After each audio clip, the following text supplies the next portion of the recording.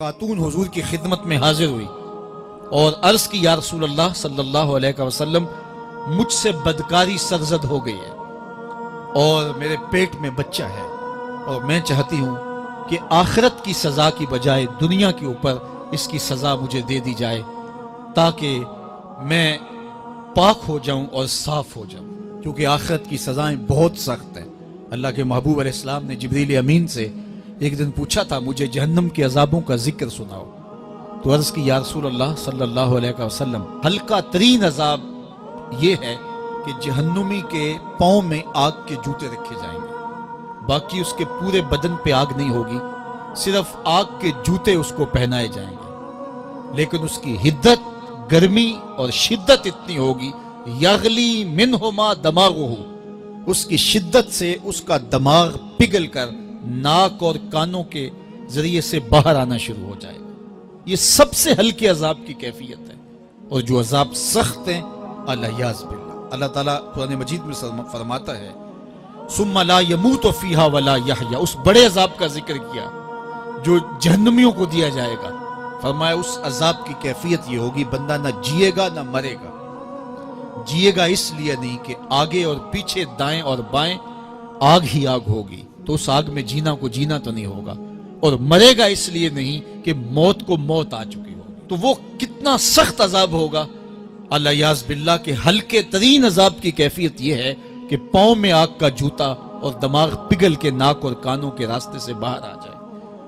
تو اس نے عرض کی یا رسول اللہ صلی اللہ علیہ وسلم میرے اوپر حد جاری کر دیجئے، اور اس نے کہا کہ میرے پیٹ میں جو ہے وہ بچہ ہے۔ اللہ کے محبوب علیہ السلام نے فرمایا جاؤ جب بچہ پیدا ہو تو پھر آنا۔ وہ چلی گئی، تو جب بچہ پیدا ہوا تو گود میں اٹھائے پھر حضور کی خدمت میں حاضر ہوئی اور عرض کی یا رسول اللہ یہ ہے بچہ جو میں نے گناہ کیا تھا، بدکاری کی تھی، آج یہ اس کی نشانی ہے۔ تو اللہ کے محبوب علیہ السلام نے فرمایا کہ اسے لے جاؤ اور اسے دودھ پلاؤ، اور جب یہ کچھ کھانے پینے لگ جائے گا تو پھر آنا۔ کچھ دنوں کے بعد وہ دوبارہ حاضر ہوئی اور اس نے اس بچے کے ہاتھ میں روٹی کا ٹکڑا دیا ہوا تھا اور عرض کی یا رسول اللہ دیکھ لیجئے اب یہ روٹی کھانے لگ گیا ہے۔ اللہ اکبر۔ تو اللہ کے محبوب نے فرمایا انہیں لے جاؤ اور جا کے انہیں سنگسار کر دو۔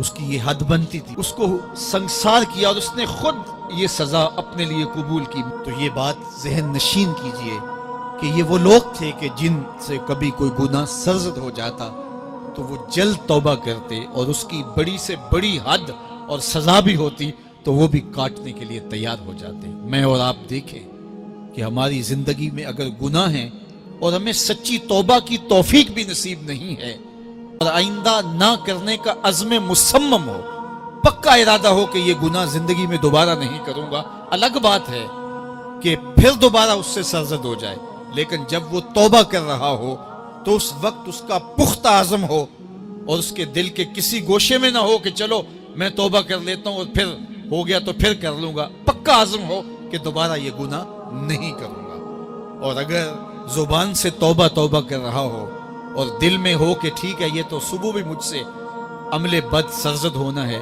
تو اللہ تعالیٰ سے یہ مذاق کرنے والی بات ہے، اور اللہ تعالیٰ سے جو مذاق کرتا ہے وہ کہاں کھڑا ہے وہ خود سوچ لے۔ وہ کیا کسی نے کہا تھا کہ توبہ کی پھر توبہ کر کے توڑ دی، میری اس توبہ پہ توبہ کر اٹھی۔ تو ایسی توبہ نہیں ہے کہ جو رسماً کسی مجلس میں چلے گئے، کسی اجتماع میں چلے گئے تو سب لوگوں نے توبہ کی تو وہ بھی توبہ کرتا رہا، لیکن اس کا عزم مصمم پختہ ارادہ نہیں تھا گناہوں کو چھوڑنے کا، تو یہ توبہ نہیں، یہ مذاق ہے۔ اس لیے اللہ کے حضور سچی توبہ یہ ہے کہ ماں قبل کے گناہوں سے مٹی کے گھروندے پاؤں پہ بناتا ہے اور انہیں مسمار کر دیتا ہے۔ وہ کبھی آپ نے دیکھا ہوگا کہ بچے ریت میں اپنا پاؤں رکھ کر کے اوپر سے ریت تھپک لیتے ہیں اور پھر پاؤں ہولے سے نکال لیتے ہیں، بچ جائے تو بڑے خوش ہوتے ہیں، اور جب کھیل ختم ہو جاتے ہیں تو اسے گرا دیتے ہیں اپنے ہاتھوں سے۔ بہلول بھی اسی شغل میں لگا ہوا ہے، بہلول یہ کام کر رہا ہے، گروندے بناتا ہے گراتا ہے، گروندے بناتا ہے گراتا ہے۔ بادشاہ گزرا، پوچھا بہلول کیا کر رہے ہو؟ ہنس کے کہا جنت کے مکان بنا رہا ہوں۔ کہا بیچتے ہو؟ ہاں بیچتا ہوں. کتنے کا؟ 10 روپے کا، سیل لگائی ہوئی ہے. بادشاہ مسکرا کے گزر گیا. دیوانہ ہے، مجنوں ہے، اپنی موج میں لگا ہے. پیچھے سے ملکہ زبیدہ بھی آ رہی تھی. اس نے بھی دیکھا. کہا بہلول کیا کر رہے ہو؟ کہا جنت کے مکان بنا رہا ہوں. کہا بیچتے ہو؟ ہاں 10 روپے کا بیچتا ہوں. 10 روپے بادشاہوں کے لیے کیا ہوتے ہیں؟ 10 درہم نکالے، اس کو دیے، اس نے دریائے دجلہ میں پھینک دی. فقیر اتنی دیر تک فقیر نہیں بنتا. داتا صاحب فرماتے جب تک مٹی کا ڈھیلا اور سونے کی ڈلی اس کی نظر میں برابر نہیں ہو جاتا. اور ایک مکان کے گرد، ایک وہ گھروندے کے گرد دائرہ لگایا. کہا یہ تیرا ہوا. ملکہ گزر گئی. بادشاہ بھی چلا گیا. شام کو اپنے محل میں پہنچے. بادشاہ سویا. منظر جاگا کہ حشر کا دن ہے، پھر جنت کا منظر ہے. جنت میں بڑے بڑے خوبصورت مکان ہیں. ایک مکان تو بڑا ہی اچھا لگا، تو جی چاہا کہ اس مکان کو دیکھوں. تو جب قریب گیا تو دروازے پہ لکھا تھا ملکہ زبیدہ. شوق سے آگے بڑھا تو دربان نے روک دیا. کہا یہ ملکہ کا ہے. کہا وہ میری ہی ملکہ ہے. کہا دنیا کے ضابطے اور ہیں، آخرت کے ضابطے اور ہیں. بادشاہ کی آنکھ کھل گئی، بے چین ہو گیا. ملکہ کو بیدار کیا. کہا تو کون سا نیک عمل کیا ہے؟ میں نے جنت میں تیرا یوں محل دیکھا. ملکہ کہنے لگی وہی معمول کی نمازیں، وہی سب کچھ، کوئی نیا کام تو میں نے کیا نہیں. ہاں یاد آیا، کل گزر رہی تھی، دجلہ کا کنارہ تھا، وہ جسے لوگ مجذوب کہتے ہیں، وہ جو دیوانہ کہلاتا ہے، وہ بہلول، وہ جنت کے محل کہتا تھا، وہ بنا رہا تھا. میں نے کہا چلو کوئی بات نہیں، فقیر ہے، 10 روپے کیا ہوتے ہیں. تو میں نے 10 روپے کا ایک محل خریدا تھا. بادشاہ سر پکڑ کے بیٹھ گیا. وہ تو مجھے بھی کہتا تھا. میں دیوانے کی بات سمجھ کے گزر گیا. اگلے دن بادشاہ قصدن گزرا. جب قصدن گزرا نا تو دل دھڑک رہا تھا کہ کہیں مجذوب پھر آج مل جائے اور اسی موج میں ہو تو کام بن جائے. دیکھا تو بہلول وہاں بیٹھا ہوا ہے. آگے بڑھ کے دیکھا تو کام بھی وہی.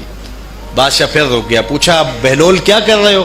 اب دل دھڑک رہا تھا کہ مجذوب ہے، کوئی اور بات کہہ دے تو چلو اچھا ہو کہ وہی جواب دے دے. اس نے وہی جواب دیا، جنت کے محل بنا رہا ہوں. بادشاہ کا کچھ دل ٹھہرا. پھر کہا اچھا بیچتے بھی ہو؟ ہاں ہاں بیچنے کے لیے بنا رہا ہوں.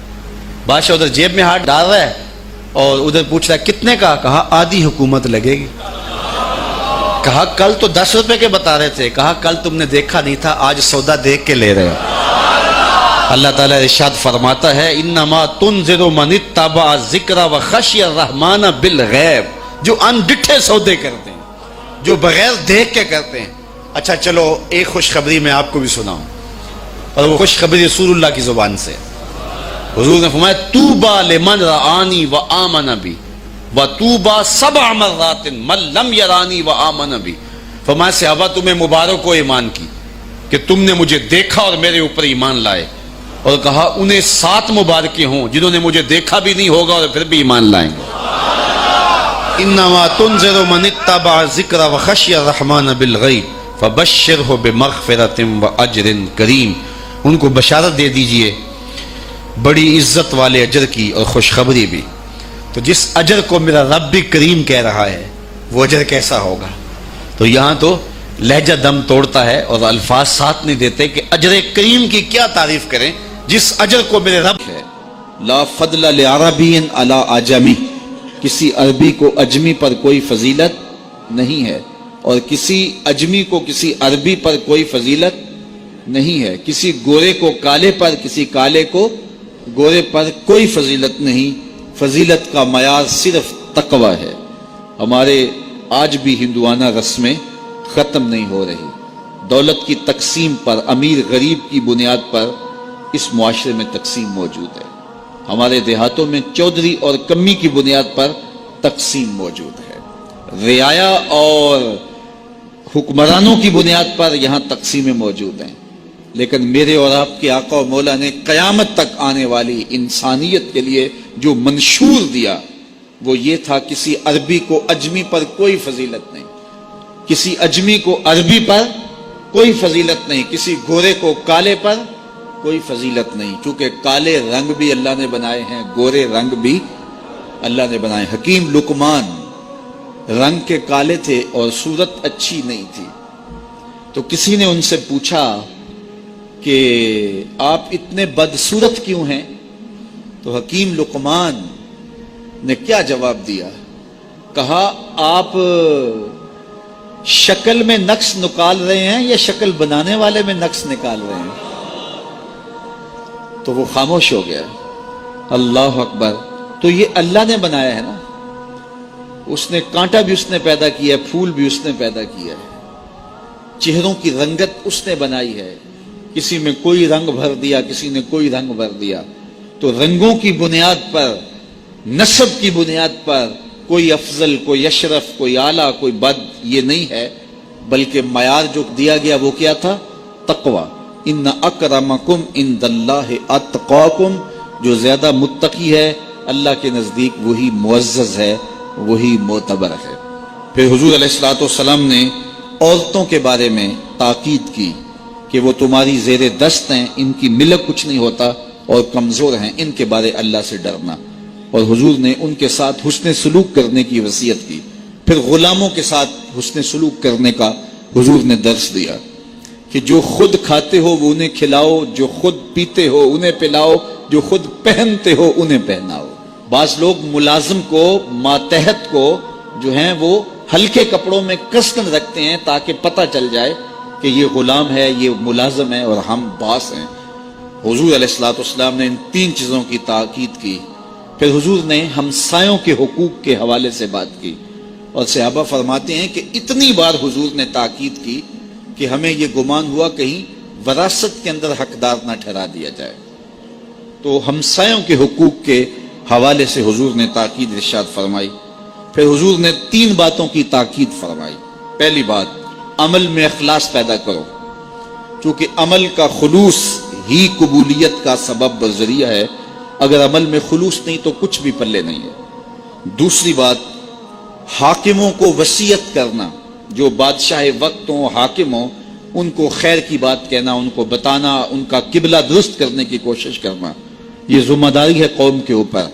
تیسری بات کی حضور نے یہ وصیت فرمائی, لزوم و جماعت المسلمین, مسلمانوں کی جماعت سے الگ نہ ہونا, الگ الگ ٹولیوں میں نہ بٹنا, لابیاں نہ بنانا, گروہ بندیاں نہ کرنا, جماعت کے ساتھ جڑ کے رہنا, فرقہ بندی سے بچنا اور جماعت وحدہ کا ساتھ دینا. حضور نے فرمائی, تابعوا السواد الاعظم فإنه من شذ شذ فی النار, جو بڑی جماعت ہے, سواد اعظم ہے, ان کے ساتھ رہنا, جو ان سے بچھڑ گیا وہ جہنم میں ڈالا جائے گا. در ماہی دا چھوڑی ناہی, نہیں تے ہو جاویں گا روگی, جیڑی بکری اجڑوں وچھڑی او بگیاڑا جوگی. اس لیے لزوم و جماعت المسلمین, مسلمانوں کی جماعت کے ساتھ قائم رہنا.